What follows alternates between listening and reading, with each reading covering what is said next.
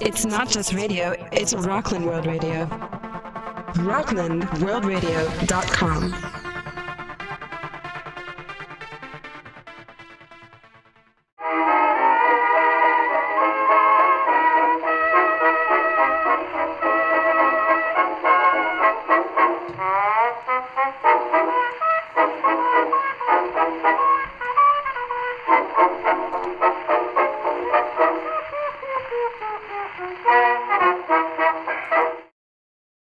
Hi, I'm Tony Ziegler, and I'm bringing you Creatively Speaking here on Rockland World Radio, and I have a special guest today, Bill Staltari from Camp Verde, Arizona, and this is something new. We're doing the interview on the phone.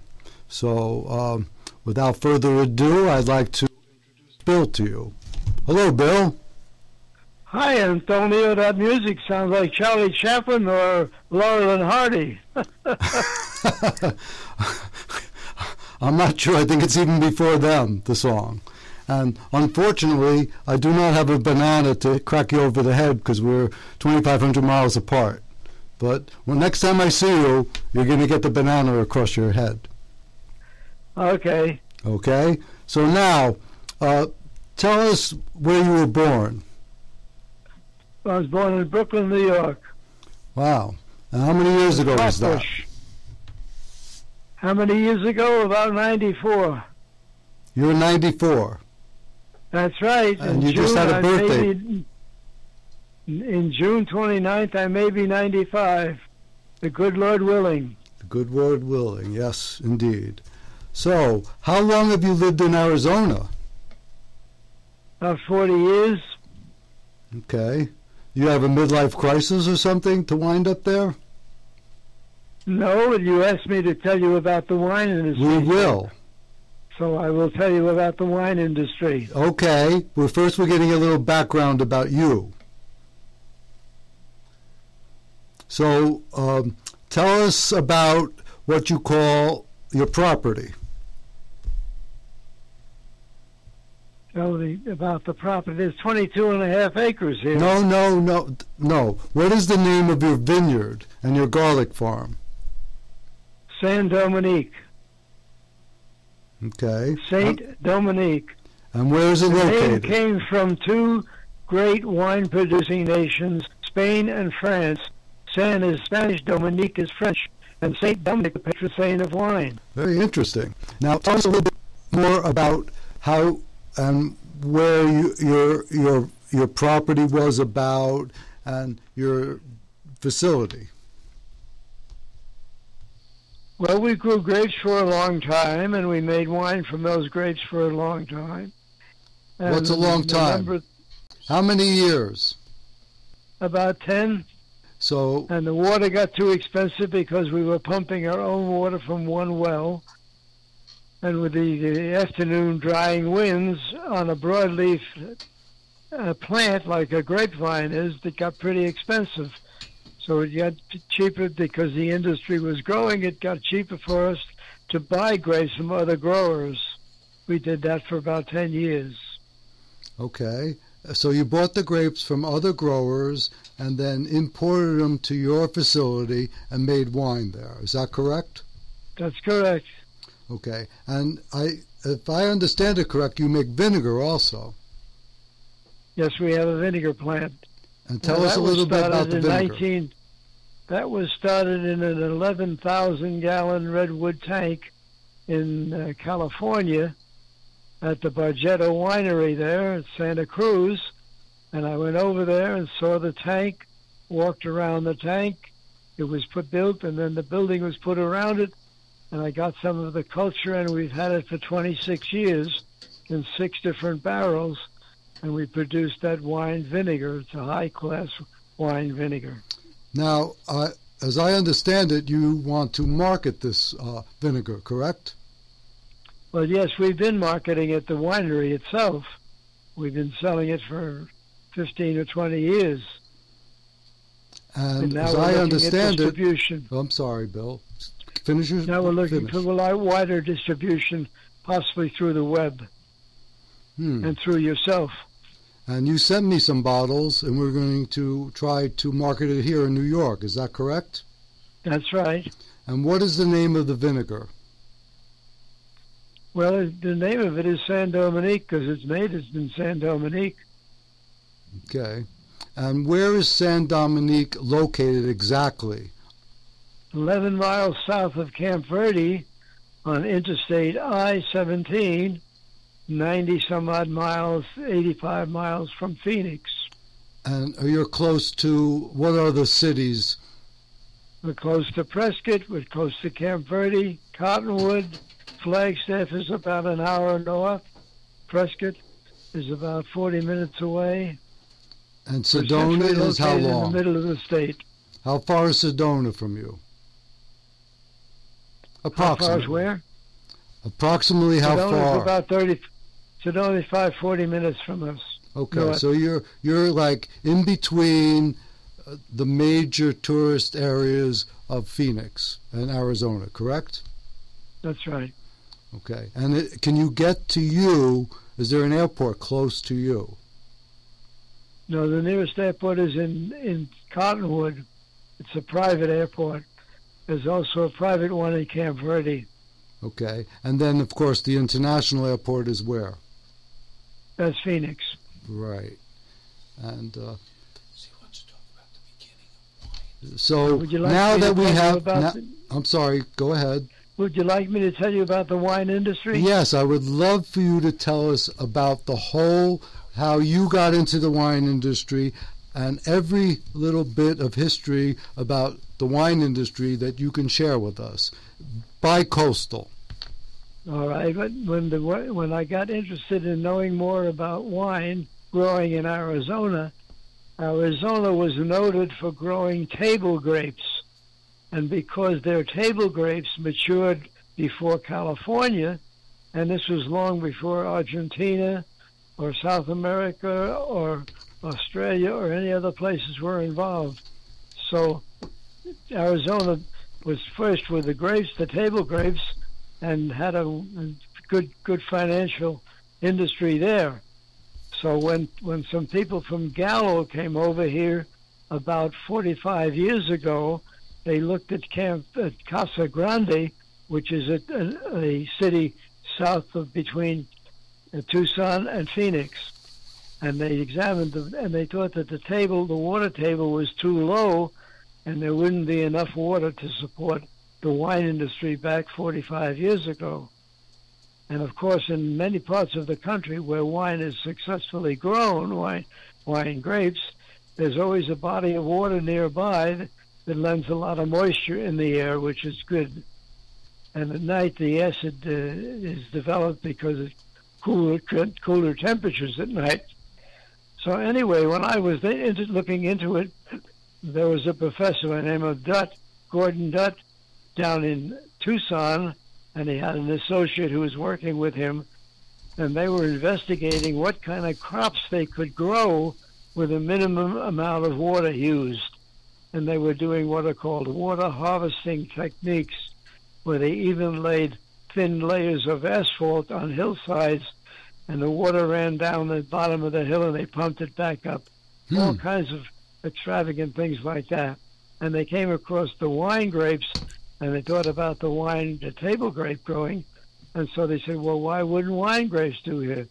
So they did extensive research with two people from the Napa Valley, from Davis University over there, and one was a plant scientist, and one was a winemaker and an aenologist, and he also knew how to grow wine grapes. And they worked for a number of years on what was called the domestic farm winery investigation. And I have a copy of that if you'd like to see that sometime. It's about a 90-ton, 100-page booklet. But following that, I was interested from my family history. My father was an amateur winemaker back in Brooklyn. Yes, tell us about your family. Pardon me? Tell us about your father and your family, about the wine. Well, my father was from Calabria, Italy, and he was a typical Italian. And when I was a little boy, all of the neighbors were involved in growing grapes, we used to play between the stacks of the wine grapes in wooden boxes at the end of the summer. And he and my godfather, Angelo, they were the amateur winemakers. And the history was there in the family of doing that. So when I decided to investigate how we could have a winery, there was no legislation for the small wineries. The only thing you could do is you could have a license to sell wine, which was called a distributor's license, and that was cost of $1,700. And if you had a distributorship, you could only sell it to hotels, restaurants, and small places like that. So when I talked to Evelyn, who had a amateur winemaker's store, she gave me the name of John Hayes. And John Hayes was in the House of Representatives, and he was interested in growing grapes because the cattle growers were having a difficult time because the market was down, and yet a lot of them had land, and some of it had land with water on it, not necessarily only in the ground, but even lakes. So he was talking to them about the idea of growing some table grapes. Then that he was talking to the two university professors, and he was doing he was going to put together the domestic farm winery legislation, which is what actually created the industry. And I worked with him and a gentleman from South Africa who had some vineyards 8 miles south of me. They had some Johannesburg Riesling they were experimenting with. So when I talked to John, I designed with the gentleman from South Africa the domestic farm winery legislation. And over the years, there's been a number of changes made from that. But when we got that done, that was some 33 years ago, I established a wine grape growing area here south of Camp Verde on the 8 acres that we had south of the building that we were building. Do you still own that property? A long time ago. Do you still own that property? Oh, yes. Okay. And tell us about, like there's a lot of water in Arizona because, Teddy Roosevelt irrigated the valley. How did that affect the wine industry in Arizona?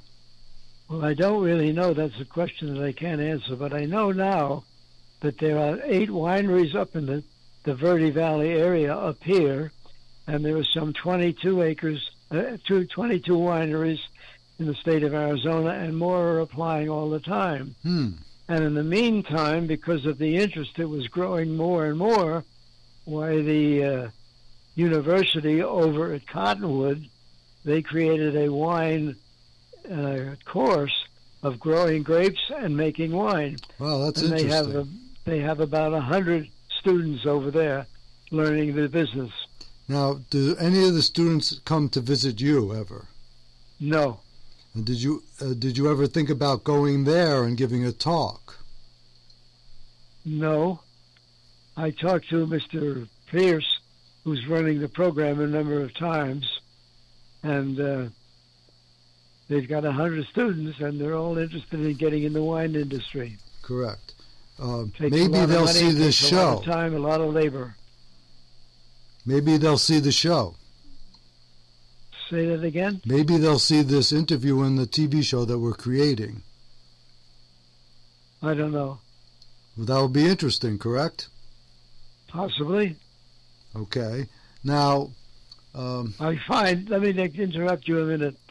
I find that in talking to a number of people that are in the industry, everyone wants to grow their own grapes, and everyone wants to make a better Cabernet or Chardonnay or Pinot Noir that someone has done in California for 40 or 50 years. And it doesn't quite work out that way because distribution of a product is very, very difficult. And the distributors, most of them down in Phoenix, there's some in Flag and 1 or 2 in Prescott, but the most of them don't have a good taste in their mouth about Arizona wines because years ago, one of the first wineries came out and their product was not very good. because they had used old barrels and they didn't have the right kind of distribution and understanding of marketing procedures. So it was a long time, 15 years, that there were only 4 of us that had wineries. There were 3 of them down in Nogales area, and there was myself up here in Camp Verde. Now, what has changed? I'm sorry. What has changed about distribution and things like that from 40 years ago? Well, now because the industry is being recognized, there are a couple of wineries that have distribution in as many as 37 states. And the reason they have that distribution is because they got some interest in some high-powered brokers, and they're winning some awards at different contests, and that helps a lot. San Dominique Winery at one time had over 25 ribbons from different competitions that I entered years ago. Now, tell us a little about New York State wine. Do you know anything about New York State wines? Well, New York State wines for years were made from Concord grapes and from Sauvignon, because the grapes were grown in a colder climate, not warm enough for Cabernets and Zinfandels and those types. But now there's a number of wineries. There's one really big winery located on the Long Island Sound area, part Long Island, because there's such a huge body of water there. The grapes of Cabernets in it, and they're winning all kinds of awards. They're doing very, very well. But the upstate wineries, they still have what are called a foxy taste, because Concord grapes and those other cold varieties have a very strong flavor. What was that word you used? I didn't catch it. It sounded like fox something. Foxy, F-O-X-E-Y. That came from California. That was their description of the New York State wines. Oh, there's some very successful wineries from there. Taylor is one of them, and they've got wines distributed all over the country. Foxy, it sounds like some of your girlfriends, Bill. No, come on now. You got more girlfriends than I have. Well, let's not get into that. We're talking about wine, not women. Although they go together hand in hand. You brought it up. You got me there, Bill. So, tell us about some of the famous people that have been to your winery. Well, there was a vice president from Gallo was here, and she said to me, if you come to Arizona to see us, I'll bring you in the back room, let you taste some of the really good wines. The back room with the president, the woman? The vice president. Oh, I'm sorry, but she was a woman. You were in the back room with her. Yes, she was a woman. See, I told you. There you go. Anyway, I made wines for a movie star who lived in Sedona. She wanted some wines for her wedding, and I had some Johannesburg Riesling and some Cabernet, and she was a movie star who wanted to play the Catwoman in that movie for Batman. Oh. And I can't call her name at the moment, but that's the original Batman movie.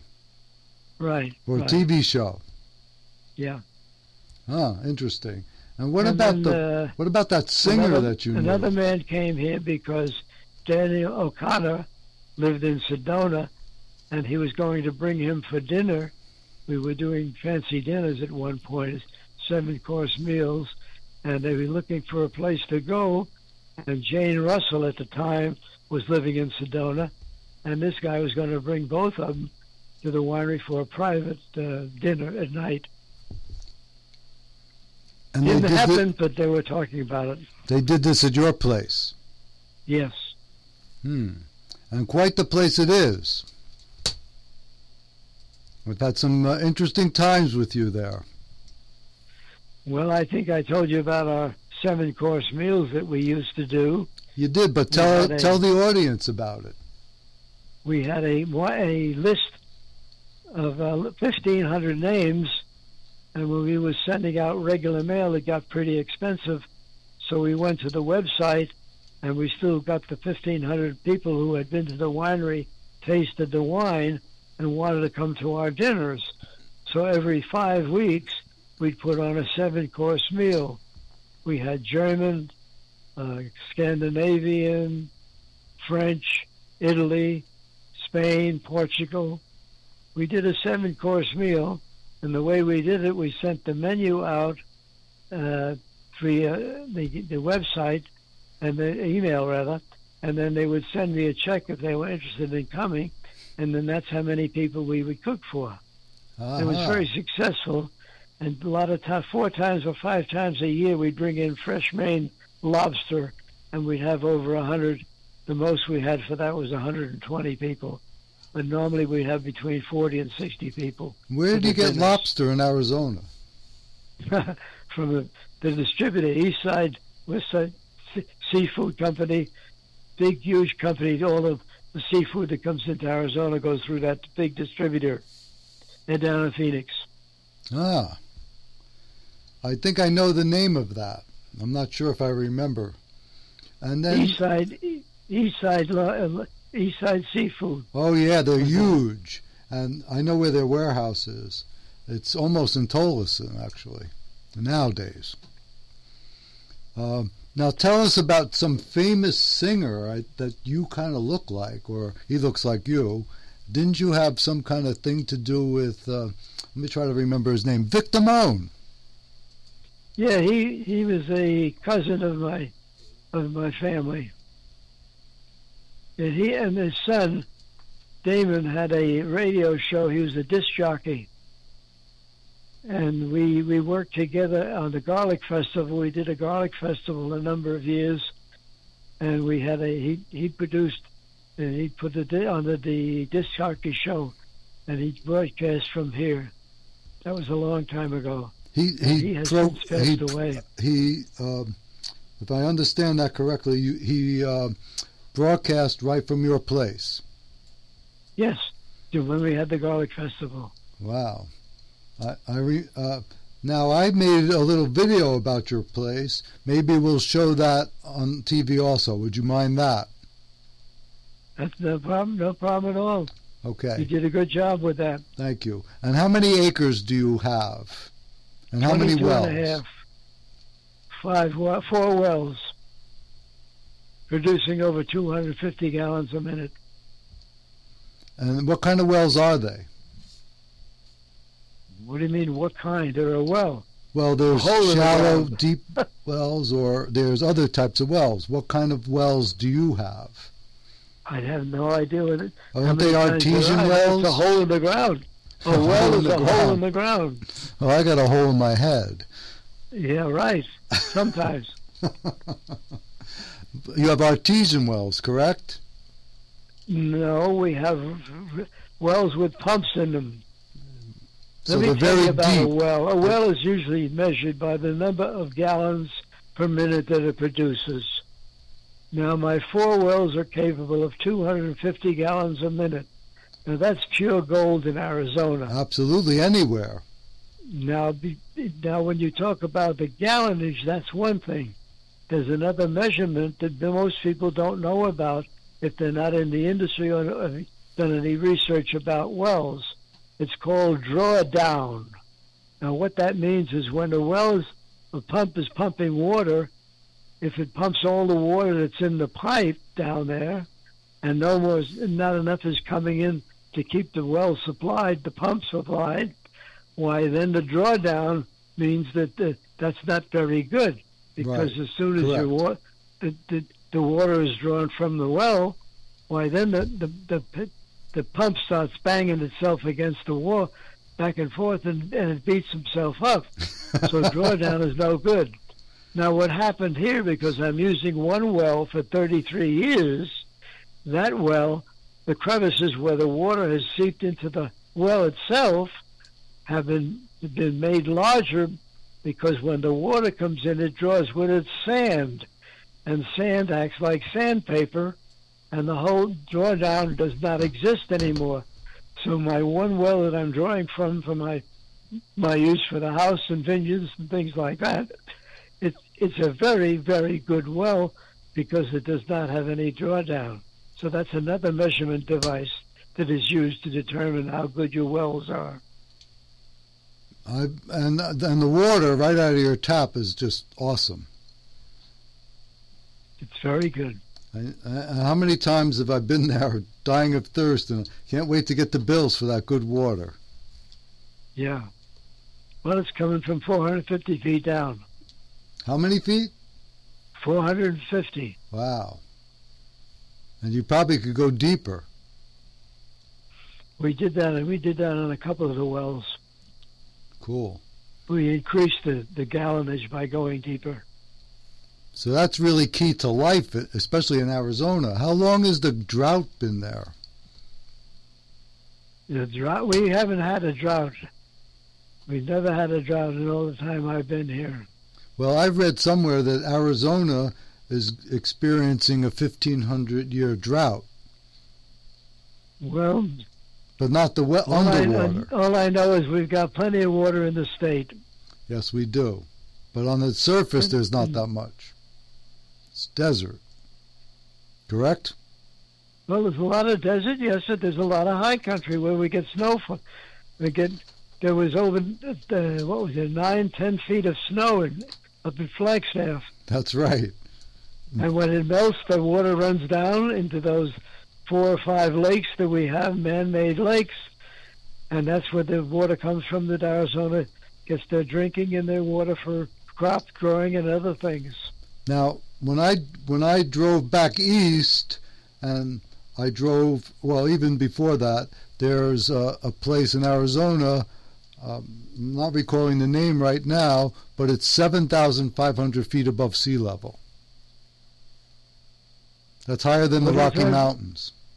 Are you talking about a lake? No, the past Christopher Creek, and you keep going along the ridge, northeast, and Mongolian Ridge. Do you know where that is? What is it? What is it you're referring to? There's a ridge in Mongolian, I think. I'm not saying it correctly, but it's 7,000. The Mogollon Ridge runs across the northern part of Arizona. Right. It's a mountainous, it's a set of mountains. Yes, and it's 7,500 feet above sea level. That's right, and that's where all the water comes. That's where all the snow comes down. That's where the water comes from. That's correct. And they, like you said, 9 feet of snow. We've had very heavy snowfall this year. We didn't. We got just rain all year on the East Coast. Well, New York area anyway.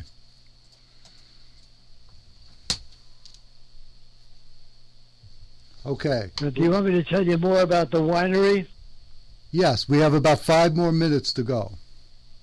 All right. When I named the winery San Dominique, I told you that from Spain and France. Yes.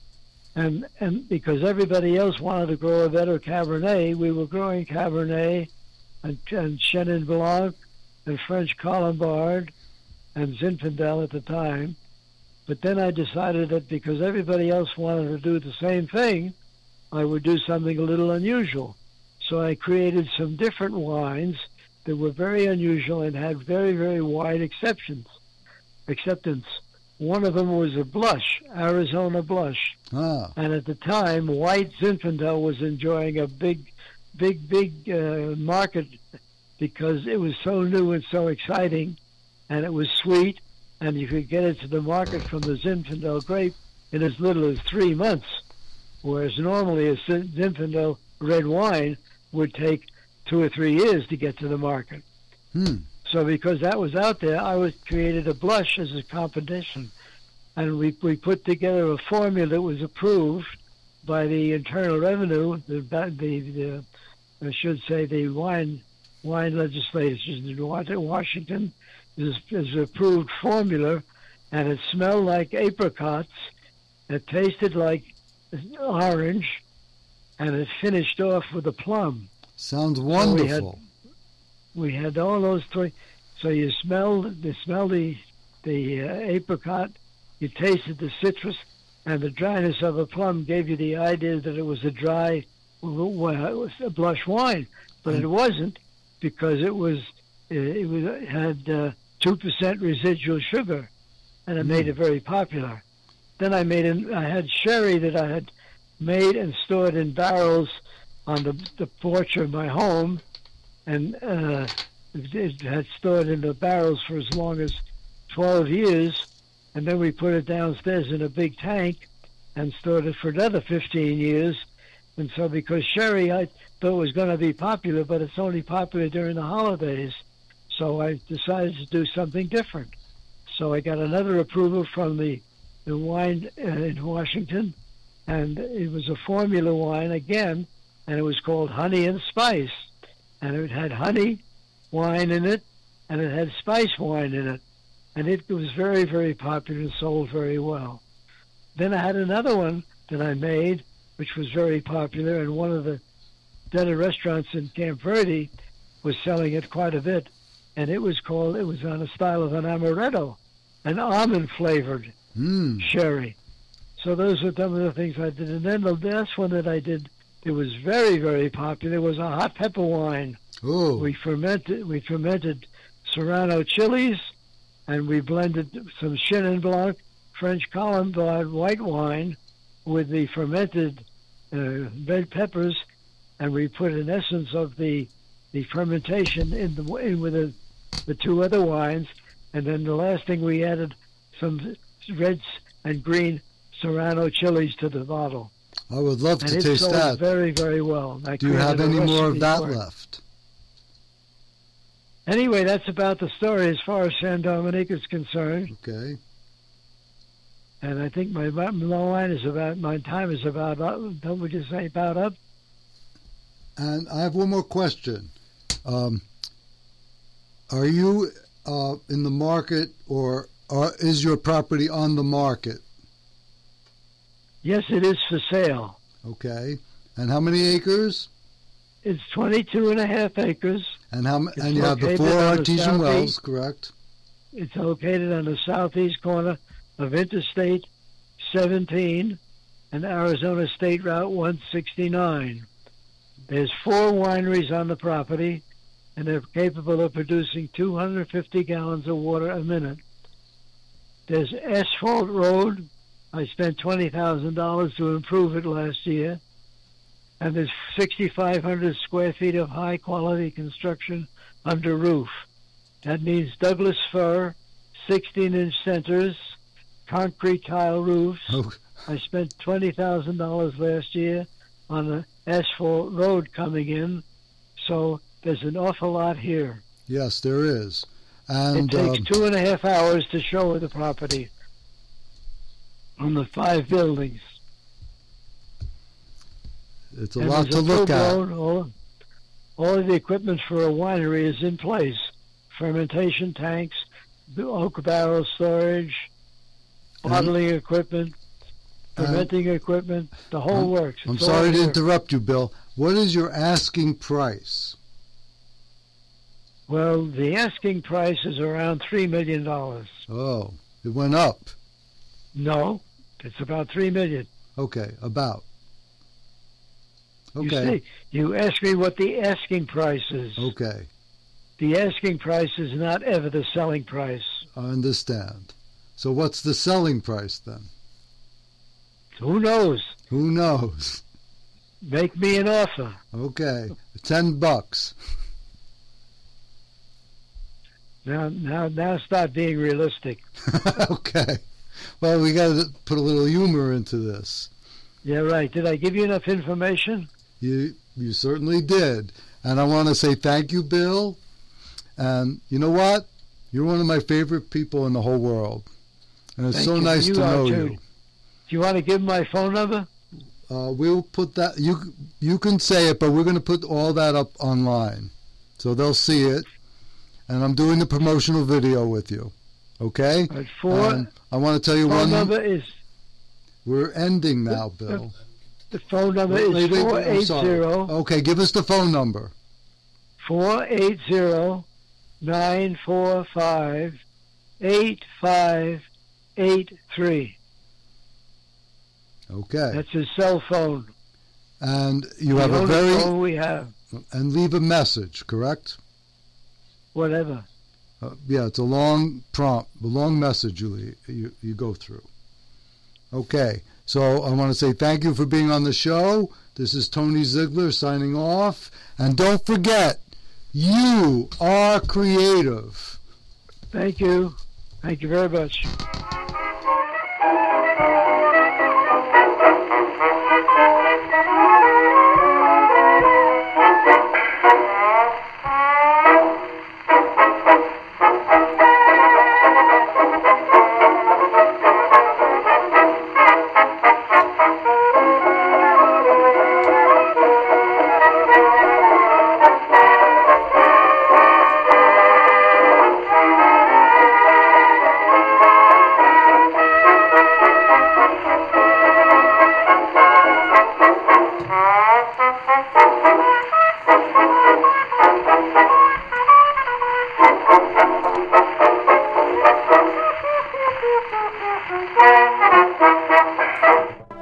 It's not just radio, it's Rockland World Radio. rocklandworldradio.com